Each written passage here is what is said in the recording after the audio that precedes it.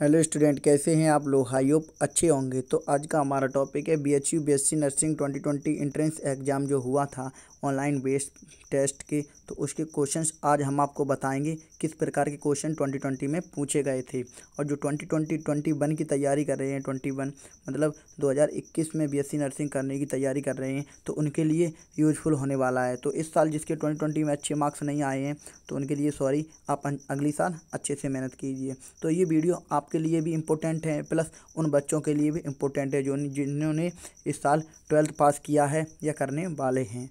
तो video I hope आपको पसंद आएगा, वीडियो एंड तक देखते रहिए। आज हम आपको बहुत इंपॉर्टेंट क्वेश्चन सॉल्व कराने वाले हैं। बीएचयू बीएससी नर्सिंग जो कि 23 अक्टूबर 2020 को एग्ज़ाम हुआ है, जो कि जिसका पेज कोड है S2, यहाँ पर आप लोग देख सकते हैं। बट ये हमारे एक स्टूडेंट का है ये रिजल्ट, बट मैं ये आपको पब्लिक करके नहीं दिखा सकता हूँ। इसलिए प्लीज़ आप लोग इन क्वेश्चंस को अच्छे से पढ़ें और आपको 100% इससे कुछ ना कुछ आपको हेल्प ज़रूर मिलेगी होगी। तो my name is Kishan Kumar और आप देख रहे हैं कृष्णा इटावा यूट्यूब चैनल। इस चैनल पर पहली बार वॉच कर रहे हैं, चैनल को सब्सक्राइब नहीं किया तो प्लीज़ रेड आइकन को दबाकर चैनल को सब्सक्राइब कर दीजिए और साथ ही बेल आइकन को दबा दीजिए, जिससे कि आने वाली news, admission news plus latest notification आप तक सबसे पहले पहुँचे। तो वीडियो को लाइक करें, कमेंट करें और अपने दोस्तों को भी शेयर करें। तो चलिए आज का वीडियो स्टार्ट करते हैं। तो सबसे पहले क्वेश्चन नंबर फर्स्ट पर गौर कर लेते हैं। क्वेश्चन नंबर फर्स्ट इस प्रकार पूछा गया था ऑनलाइन बेस्ड टेस्ट में कि सर्वत्र गुरुत्व, यहाँ पर इस प्रकार है कि सर्वत्र गुरुत्व स्थिरीकरण की स्थिरांक की इकाई है। यहाँ पर इस क्वेश्चन इसमें इंग्लिश में भी दे रखा है, the unit of universal gravitation of concept is. यहाँ पर जो फर्स्ट ऑप्शन उन्होंने दे रखा है वो कैपिटल N और M मतलब न्यूटन मीटर और किलोग्राम न्यूटन मीटर स्क्वायर, और जो थर्ड ऑप्शन है वो है newton meter square arrow kilogram square.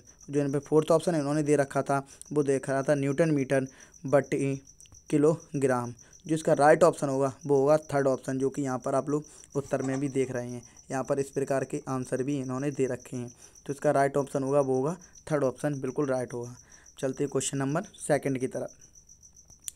तो सेकंड में पूछ रहा है कि द पावर ऑफ लेंस मतलब the power of a lens with the focus length of the 25 centimetre is. मैंने आपको पिछली वीडियो में बताया था कि जो मतलब लेंस से क्वेश्चन 100% आपको एक बनेगा, तो इस प्रकार का आपको बनकर आ गया है। तो जैसा कि आप लोग यहाँ पर हिंदी में भी देख रहे हैं और इंग्लिश में भी देख रहे हैं, आप जिससे बोर्ड से हो तो आप लोग हिंदी में ही पढ़ें, इंग्लिश में ही पढ़ें। तो सेमी फोकस दूरी वाले लेंस की क्षमता कितनी होती है? 25 मतलब 25 होती है, 25D या फिर जो 4D या फिर 0.4D या फिर 0.5D। तो इसका जो राइट ऑप्शन था वो था मतलब 4D, जो कि राइट ऑप्शन था, मतलब बी ऑप्शन यहाँ पर आप लोग देख रहे हैं। तो इसका राइट ऑप्शन बी था। अब चलते हैं क्वेश्चन नंबर 3 की तरफ। क्वेश्चन नंबर 3 में भी पूछा है कि speed of sound is maximum is मतलब ध्वनि की अधिकतम गति होती है। ध्वनि की गति कितनी होती है? ध्वनि की गति सबसे ज़्यादा किस में होती है? ठोस में होती है, द्रव में होती है, गैस में होती है या फिर अर्ध ठोस में होती है, मतलब सॉलिड, लिक्विड, गैस और सेमी सॉलिड। तो ध्वनि की जो अधिकतम गति होती है वो हमेशा सॉलिड में होती है, मतलब ठोस में। तो इसका राइट ऑप्शन होगा फर्स्ट ऑप्शन, बिल्कुल राइट होगा। ये सब फिजिक्स, नॉर्मल फिजिक्स से पूछे गए क्वेश्चन हैं सारे। आप लोग परेशान हो रहे थे कि कैसा पेपर जाएगा, इसलिए कुछ ज़्यादा हार्ड पेपर नहीं था।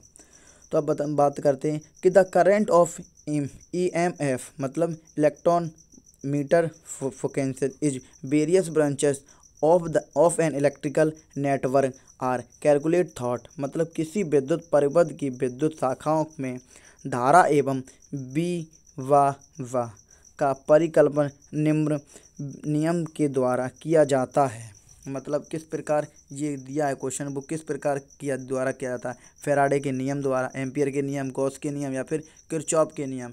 ये नियम आपने सारे इंटर में आप लोग पढ़े होंगे, ये सारे इंटर से पूछे गए हैं क्वेश्चन से। मतलब Faraday's law, ampere is law, gases is law, मतलब किरचॉफ इज लॉ। तो ये नियम जो दिया रखा है वो दे रखा है किरचॉफ का नियम। तो 100% जो राइट ऑप्शन होगा वो होगा D option.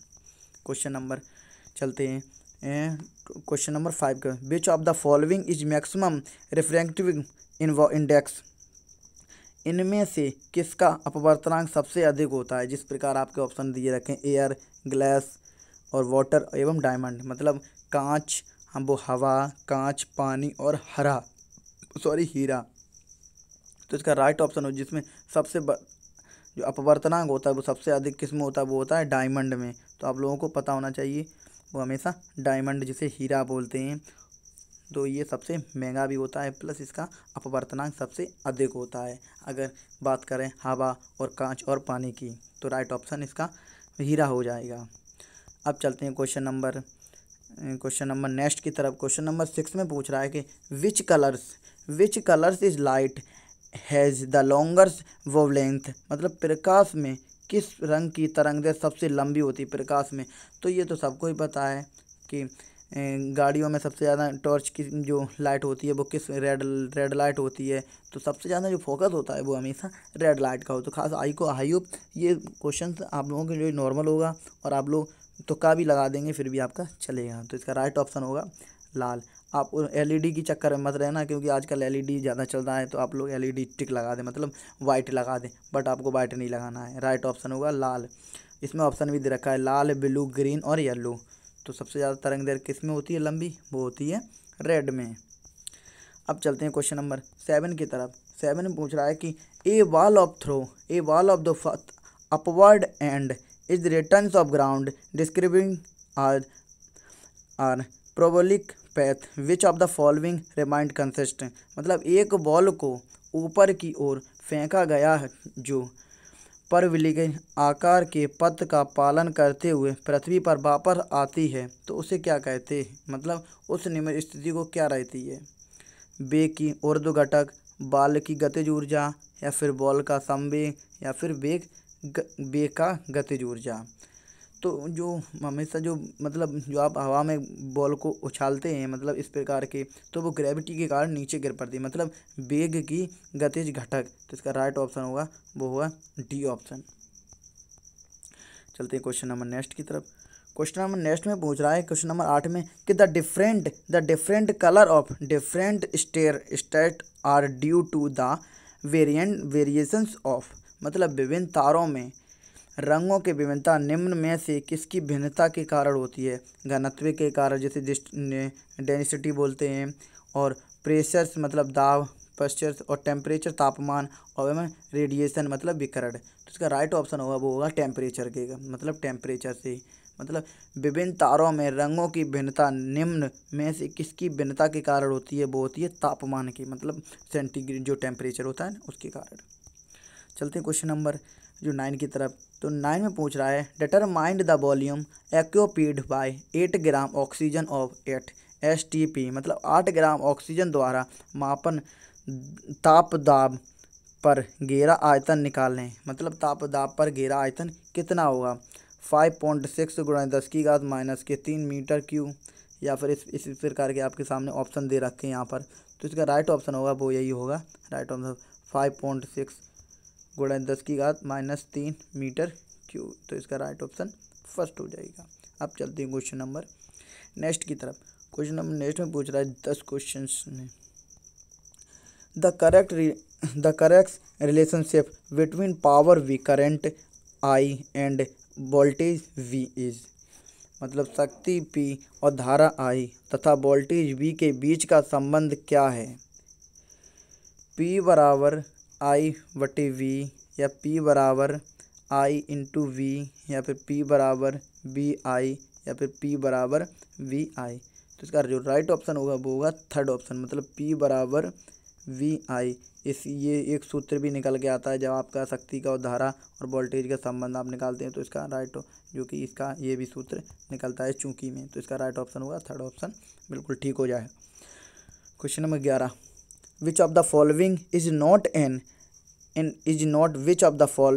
Not an electromagnetic wave. मतलब निम्नलिखित में से कौन विद्युत चुम्बकीय तरंग नहीं है? पराबैंगनी तरंग, एक्सरे तरंग, ऊष्मा तरंग, या फिर अल्ट्रासोनिक तरंग। मतलब अल्ट्रावायलेट रे, एक्सरे, हीट वे, या फिर अल्ट्रासोनिक वे। तो इसका जो अल्ट्रासोनिक वे विद्युत तरंग नहीं है, क्योंकि ये थोड़ी बेस्ट टाइप में निकलता है ना, जो कि आप पढ़ेंगे थोड़ा ऊपर लेवल में तो आपको समझ में आ जाएगा।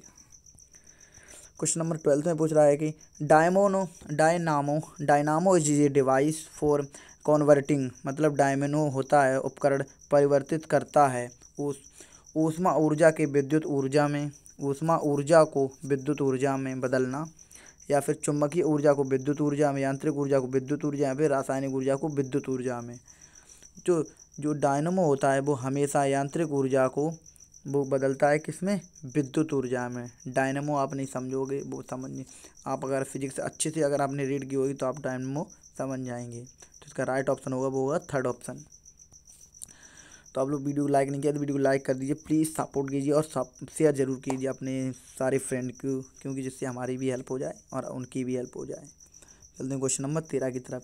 The nucleus will be more stable when, मतलब एक नाभिक अधिक स्थिर होगा जब जेड बराबर एन, जेड एरो एन और जेड ज़्यादा एन। यहाँ पर जो इस प्रकार का आपको समझ में आ गया होगा आकन, तो इसका राइट ऑप्शन होगा जेड बराबर एन। तो इसका राइट आंसर होगा डी ऑप्शन, बिल्कुल, मतलब स्थिर बराबर रहेगा, नाभिक और अधिक स्थिर होगा वो बराबर रहेगा। क्वेश्चन नंबर है 14 में पूछ रहा है कि 1